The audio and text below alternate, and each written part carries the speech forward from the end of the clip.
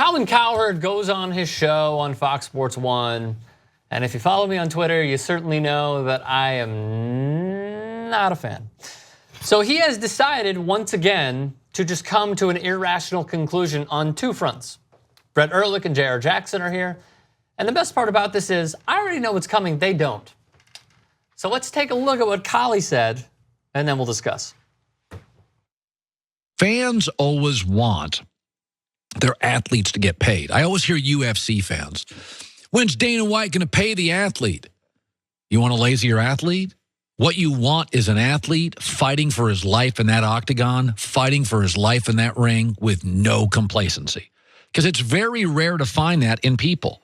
The Kobe Bryants are rare, that he can have $250, $350 million of net worth, and he goes to every practice and wants to slay it. Shaq, that's why the Lakers got rid of Shaq. Shaq got his money, got his fame, got his rings, and didn't work as hard. He missed practice, he missed games, he just didn't want to work as hard. There have been 31 games this playoff season when a team has been down by 10 or more at halftime. These teams are 3-28. Conclusion, teams are now quitting. There's a lot in there. So is the logic that the reason that Dana's not playing UFC fighters? Paying. What did I say? Playing. He's not paying. I just want, yeah. Thank you. The reason that Dana is not paying UFC fighters is because he wants to inspire them to be better fighters. That is correct. And it's not that he wants to keep that money. That is correct.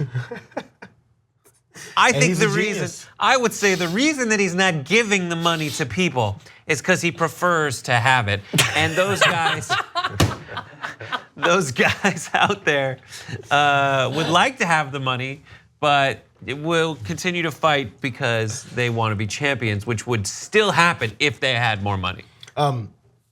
So the thing is you have to put them in the octagon, make them fight, make them bleed. Or Blood. Yeah, it's real creepy. Real. So Colin Cowherd watches movies like Gladiator, and he's rooting for Caesar. Right. For the son who came in and killed his father.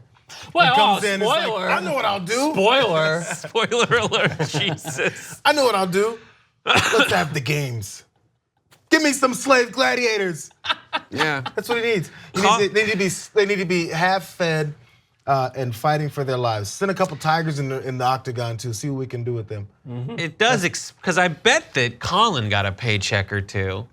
So maybe this explains why his telecasts suck. Because he's phoning it in. I don't care that we work out at the same gym, Colin. Whoa, really? I won't see you there, mostly because I don't use it. You're paying I don't mind Colin that much. People do, but little known fact about Cowherd. On that scene, my favorite scene in Gladiator, when he pulls up the mask, he goes, "I'm Maximus Decimus Aurelius." Cowherd goes, "No! Kill him now! You're the king! Kill him! Just kill him!" Don't make the same mistake. Austin Powers taught us a long time ago. He's trying just kill him. Yeah, he's trying to fold the United States back into the British Empire. That's what he's trying to do. Oh my God. Oh. What a weird, I get it. Like, that's very frustrating. I get the kernel from which his argument pops into popcorn of stupidity. But like the idea that there are players, I'm sure, in sports who at some time have faced a certain level of adversity, and for a bunch of reasons, not that because I'm paid that much, but because this game doesn't count. We're out of the playoffs, or we're in the playoffs and we'll get them next time because I see how this plays out.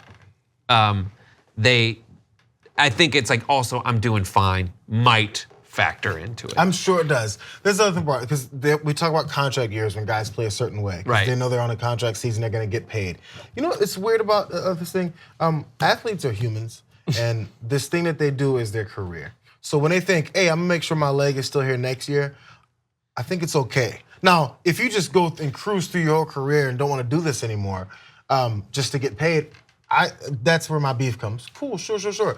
But there's things that I'm willing to allow humanity through athletes. We have this whole thing like, look how much they're getting paid. I can't believe it. Yes. You know what else I feel this about? When musicians, artists, their first albums are fire. After they're established and people are just gonna buy, they're gonna go platinum every time anyway. I've noticed this, and maybe I'm wrong, but it falls off. People fall It depends off. Yes. on They don't try as what hard anymore. Specifically music artists. It depends on what artist you're talking about. Because you get, the saying is, it's not me, you get your whole life to write your first album and 8 months to write your second. Yeah. Yeah, exactly. That's another good point. Yeah, it's part of the business and it's what happens. So I think you can have the criticism, but it's not just athletes. It's across the board in a lot of professions. There's also a lot of outside factors for musicians. Like, as Brett alluded to, there's the pressure from whatever label you're signed to.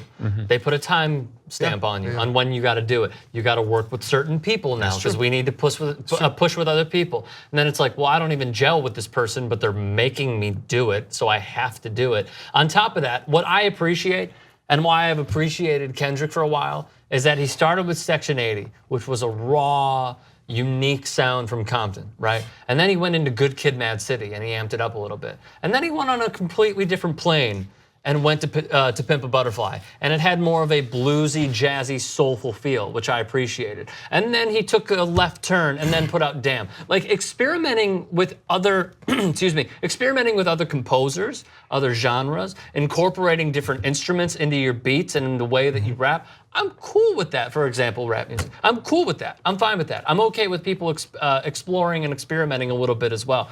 But like, the core fan base that you have, it's interesting, we're getting completely off topic, but it's interesting how that first core fan base transcends into the next one if you go on a completely different plane. Right, and so there's just so much there. There's analogies to sports where you go to a different city, you get traded into a different organization, and those things, because you're human, maybe you can't reach the pinnacle that you thought you would, or you were about to.